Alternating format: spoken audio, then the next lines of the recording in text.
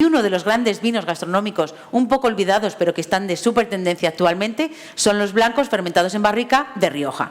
En este caso, pues tenemos la suerte en Cosme Palacio, que ya sabéis que se fundó en 1894, es una de las 17 bodegas centenarias.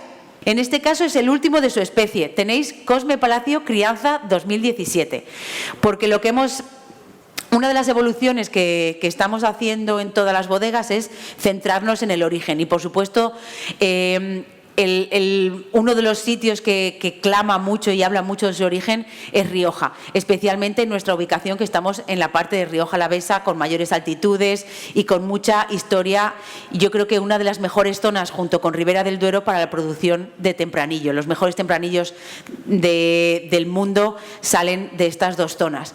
Así que Cosme Palacio Blanco Crianza, que estáis probando ahora, ya la siguiente añada es reserva, porque realmente es un vino que estamos envejeciendo durante mucho más tiempo y pensábamos que realmente la palabra crianza no hacía justicia a la realidad que tiene este vino, que le estábamos dando más tiempo en barrica, más tiempo en botella y sacándolo más tarde al mercado. Entonces, en este caso, yo creo que uno de los vinos gastronómicos más relevantes que tenemos en el panorama español actualmente son los blancos de Rioja, y estos blancos hechos con la variedad Viura y envejecidos durante un largo periodo.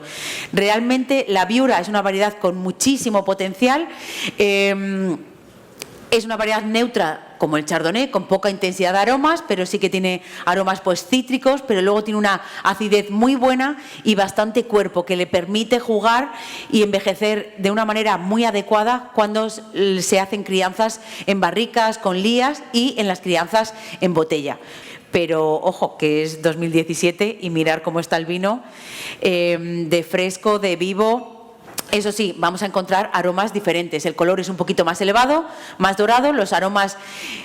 Encontramos una parte de fruta, de los aromas primarios, también tenemos los aromas secundarios de las lías y de la madera, y después ya empezamos a notar algunas notas terciarias de esa evolución en la botella. Quizás alguna nota como de orejones o de albaricoque, alguna fruta un poquito, de hueso un poquito más pasada, algunas notitas o un poquito de bouquet, pero no demasiado. De momento yo creo que se mantiene más en la parte de los aromas secundarios.